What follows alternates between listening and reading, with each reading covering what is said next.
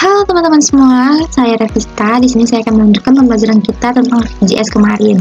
Nah, hari ini kita tuh akan belajar tentang Tailwind CSS. Tailwind CSS itu tuh adalah merupakan framework utility first yang mana kita akan membantu kita dalam membangun UI lebih cepat dan lebih efisien. Nah, di sini bedanya dengan CSS biasa, itu adalah kalau CSS biasa kita tuh kan manggilnya tuh di sebuah kelas CSS. Nah, kalau ini dia tuh dipanggil secara langsung di codingannya. Nah, kita tuh hanya perlu mengimport Tailwind-nya aja gitu. Nah, pertama sebelum kita menggunakan Tailwind CSS itu tuh harus kita install terlebih dahulu. Kita install dengan mengetikkan seperti ini. Setelah ini kita enter, dia tuh akan terinstall Tailwind CSS-nya.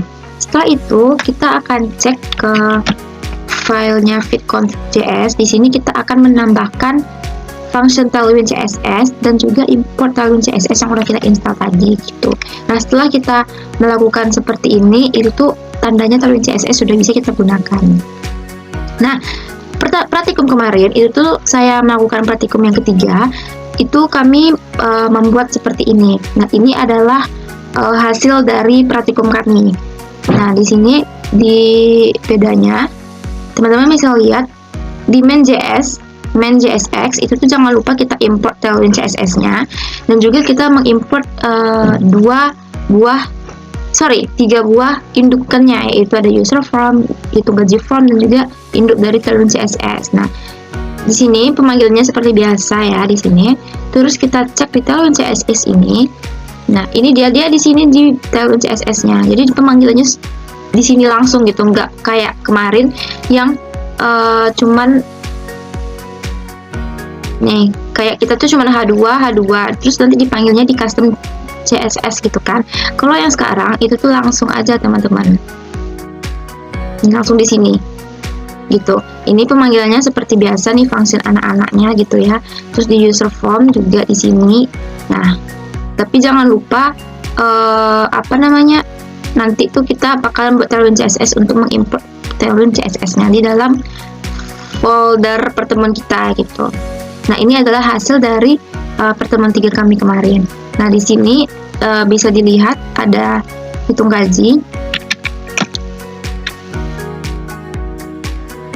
Nah, di sini apabila kita ketikkan sebuah nama, ini tidak ada validasi apa-apa ya teman-teman, karena di codingannya juga tidak menggunakan validasi. Sedangkan di bagian hitung gaji bersih, ini kan katanya masukkan gaji yang valid dengan pajak 11%. Nah, kalau misalnya kita ketikkan angka segini, nah dia seperti itu. Nah, dia akan langsung menghitungnya di sini. Gitu teman-teman. Saat itu saya membuat tentang wedding. Jadi di sini yang pertama-tama yang kita buat itu pastinya itu adalah file main.js ya untuk pemanggilan indukannya. Nah, di sini saya menggunakan ada 2 induk, yaitu from pelanggan dan juga hitung biaya DP ya teman-teman. Jangan lupa kita seperti saya bilang tadi harus kita import Tailwind CSS-nya, lalu kita import untuk induk-induknya, ada 2 di sini saya importnya. Terus di sini jangan lupa Tailwind CSS itu untuk mengimport Tailwind CSS-nya. Lalu di sini ada indukannya nih, ada form pelanggan. Nah, di sini saya sudah menggunakan yang namanya reusable component. Terus ada React-nya itu kita menggunakan stat, bisa ditengok ini ada use stat. Terus terakhir itu ada conditional rendering. Nah, pertama saya akan jelaskan tentang reusable component tadi. Itu tuh kayak pemanggilan komponen yang sama tapi berulang-ulang gitu ya. Contohnya ini seperti ini. Nah, di sini saya ada menggunakan input file.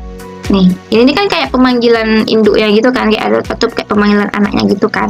Nah, itu kita akan membuat folder baru di dalam folder progress 3 ini yang namanya komponen. Nah, di sini akan berisi tentang komponen-komponen yang berulang gitu. Di dalam komponen itu saya membuat file input field. Nah, di dalam input field itu tuh kita akan membuat seperti ini. Nah, dia akan menyimpan parameter label, type, placeholder, dan dengan onChange. Nah, onChange ini untuk saat pengguna itu mengetikkan sesuatu atau menginputkan sesuatu gitu. Nah, di sini akan dibuat ya ini CSS-nya, Tailwind CSS-nya. Terus type itu tuh kita buat seperti ini karena itu tergantung dari yang kita deklarasikan nanti di indukannya. terus di placeholder gitu juga, on change gitu juga, dan ini class name-nya seperti biasa.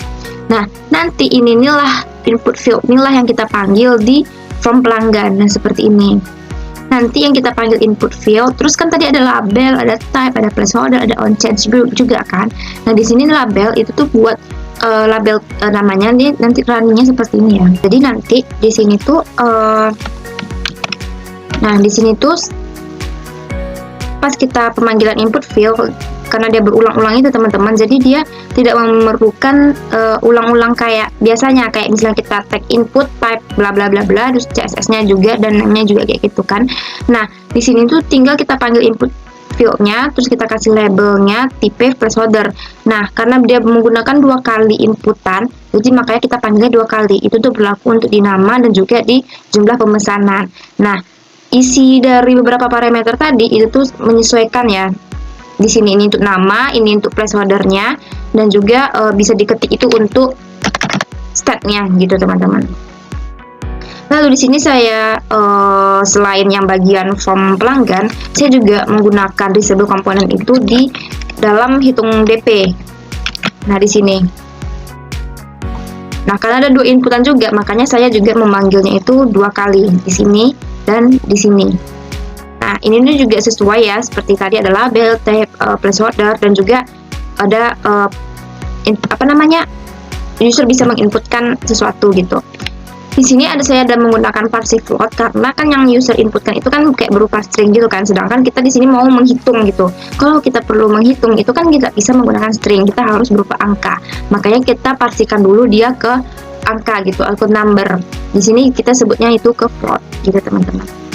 Tapi jangan lupa juga kita buatnya itu ini ya, yang ada folder komponen ini ya.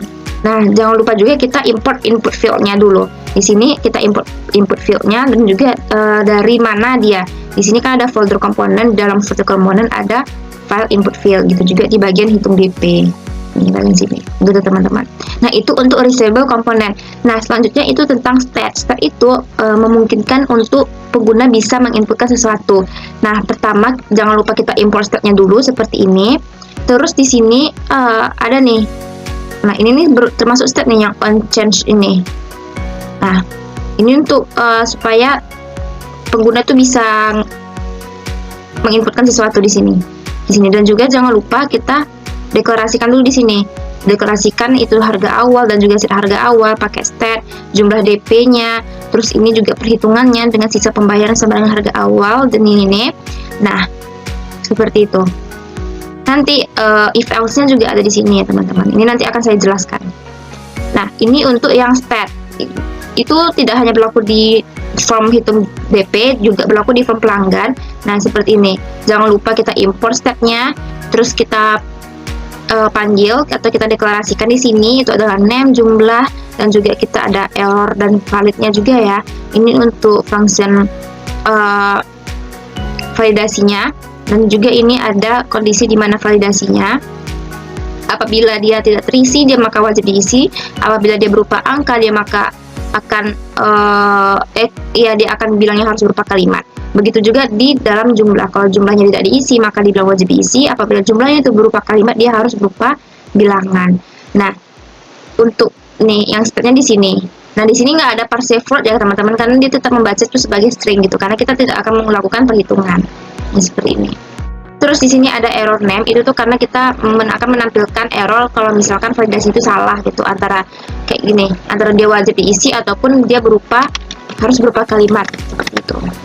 Nah, tadi saya sudah menjelaskan tentang reusable komponen dan juga saya sudah menjelaskan tentang stat. Sekarang kita akan menjelaskan tentang conditional rendering. Nah, di sini karena kita akan melakukan perhitungan gitu ya di bagian hitung DP ini. Jadi di sini seperti ini. Nah, apabila kondisinya itu harga awal tidak ada, ataupun jumlah DP-nya itu tidak ada, ataupun harga awalnya itu lebih kecil daripada jumlah DP, maka dia akan membuat sini DP itu tidak boleh lebih besar dari harga. Terus apabila benar, itu tuh akan menampilkan sisa pembayarnya seperti ini. Nah, ini nih salah satu conditional rendering. Jadi kayak kondisi di mana dia tuh akan menghitung terus menerus sampai kita tuh tinggal masukin lagi gitu loh. Kayak misalkan gini, saya masukin 1000, terus kalau saya masukin kalau saya masukin angka 10 nih, dia ini, tapi dia tuh tidak hanya bisa berlaku sekali aja, dia bisa berlaku berulang-ulang selama kita